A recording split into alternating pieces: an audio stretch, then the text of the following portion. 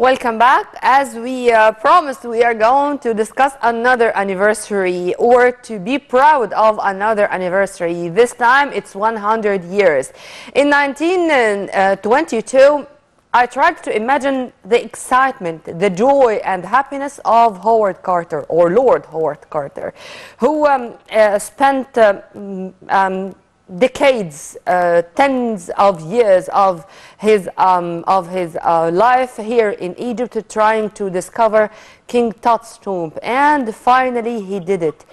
How he discovered it, how he was feeling by that time, what we are doing to celebrate a century, 100 years since this discovery. All these questions and more, and all these feelings we are going to share with our historian and researcher, Mr. Samir Abbas. A very good morning to you, Mr. Abbas.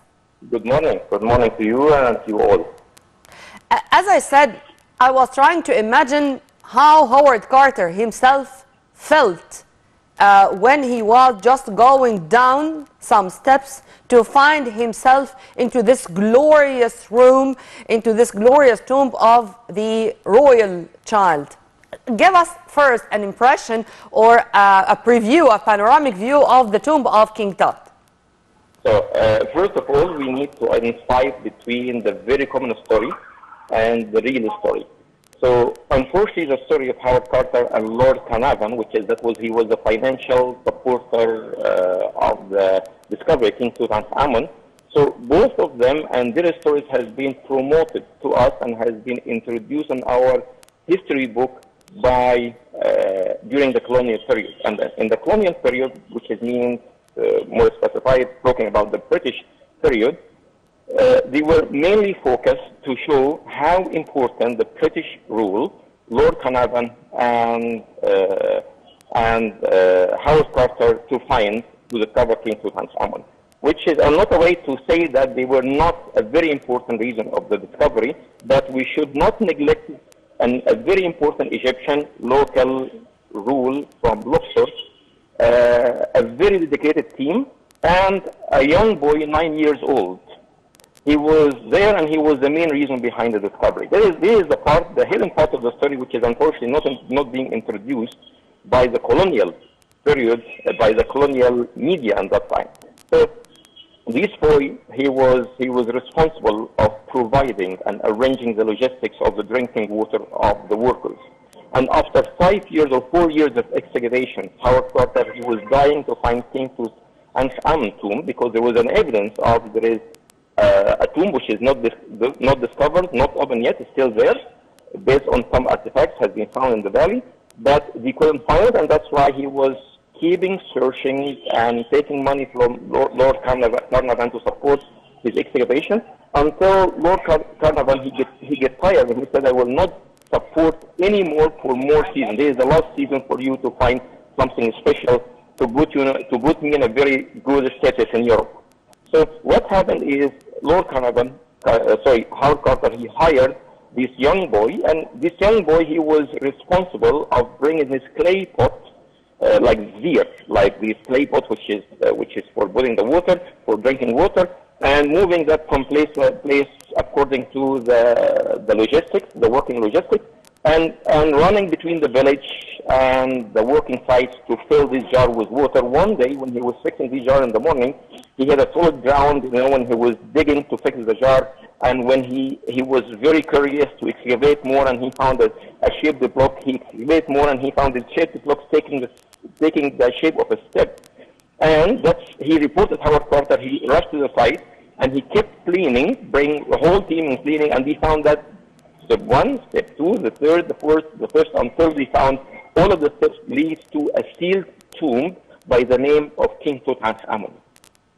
And of course, we are not neglecting the roles of the locals. We were mentioning Lord Howard Carter because he was searching for years and years of this, and he did not at any stage lose hope that he is going to participate or share in such a discovery. But let me focus, if you permit me. That's exactly what I said in the beginning. I said that I'm not taking down the rule of Howard Carter, but I'm balancing his story with the Egyptian local role as well. That's of course, they are part and parcel of the whole story, sir. Carter. Yeah, everybody knows about Howard Carter, but I think that is the time to introduce another perspective of the story, which is unfortunately is not well known.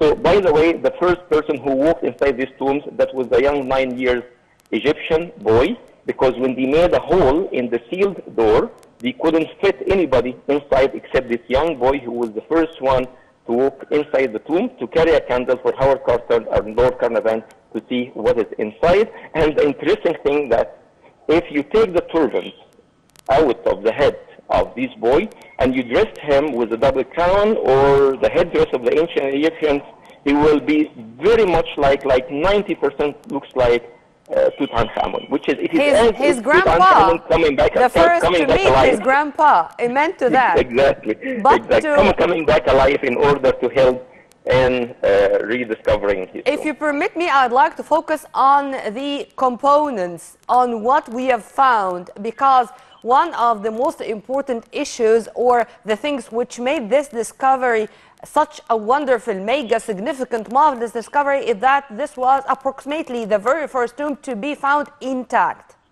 Sure. Okay, so that is the highlight, you know. So by the way, Tutankhamun tomb is the smallest tomb in the Valley of the Kings with unfinished decorations. When the people go and visit the tomb, these are price compared to other tombs in the Valley of the Kings. They said it is extremely small.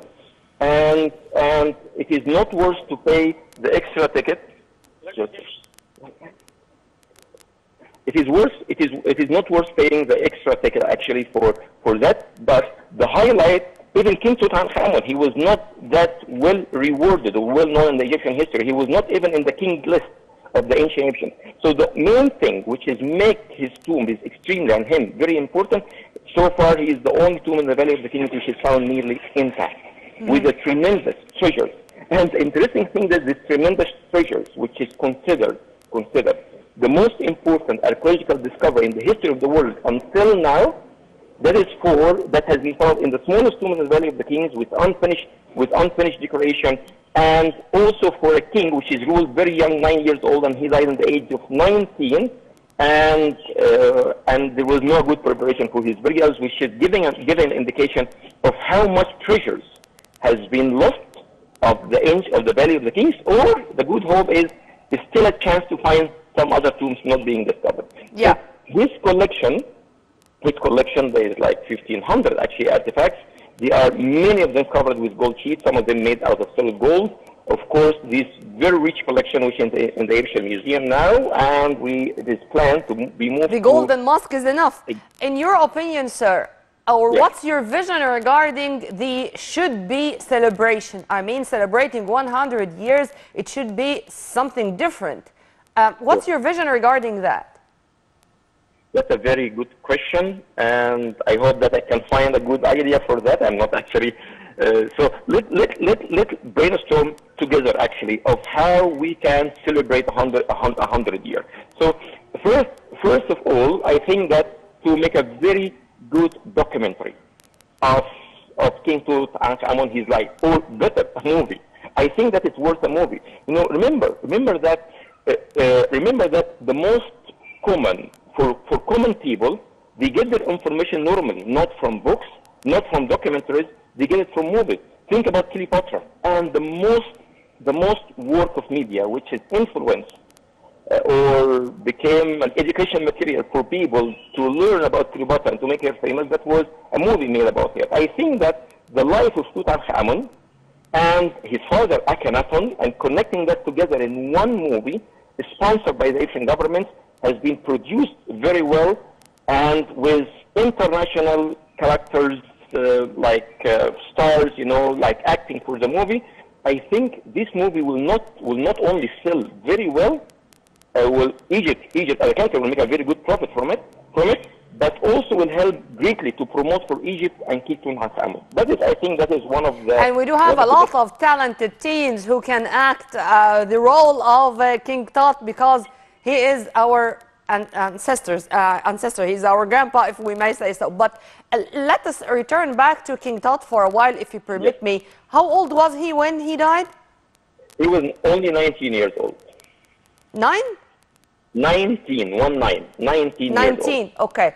Sir, the mystery around the death of King Tut, is it still there, or there are a lot of possibilities? Was he killed? Was he sick? Was he ill?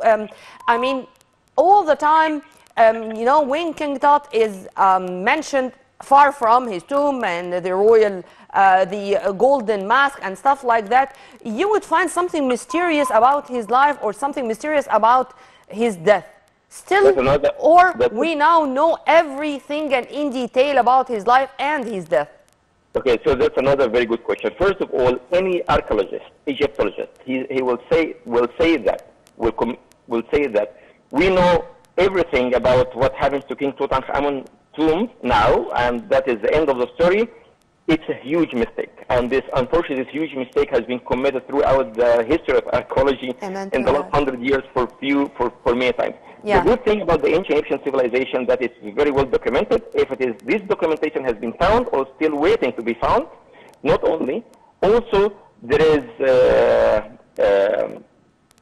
apart from that, there is also the mummies, which is still there, and by new technology we can discover like new things about his death. So his death is still a mystery. Mm-hmm. So there was a very early explanation of his death, which has been like broken bones. There is a broken bone and accidents, and then there is with using the CAT scan machines. You know, we were able to understand that there was a growth of tissue between. And as far as something in one of his knees, sir.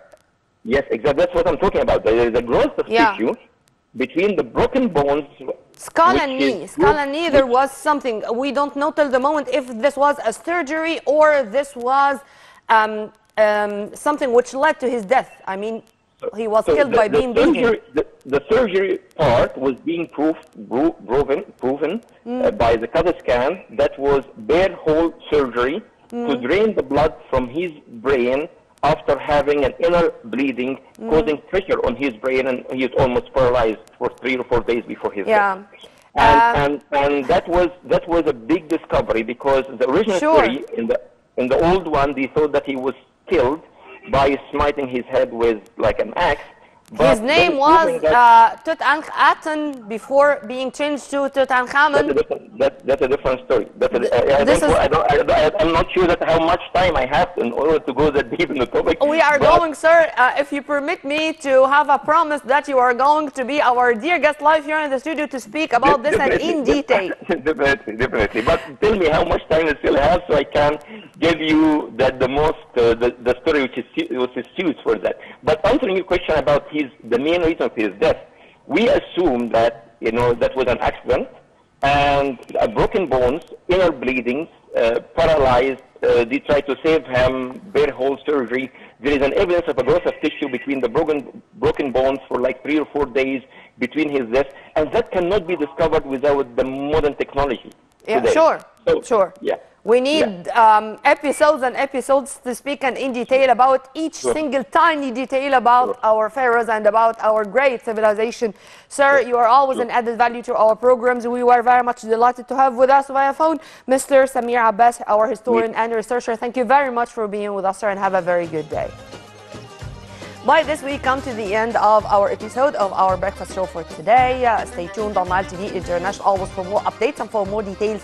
Please log on to www.nileinternational.net. You were in the company of my dear colleague and friend Amal Mukhtar and myself, Nermina Abdurrahman. Many thanks for watching.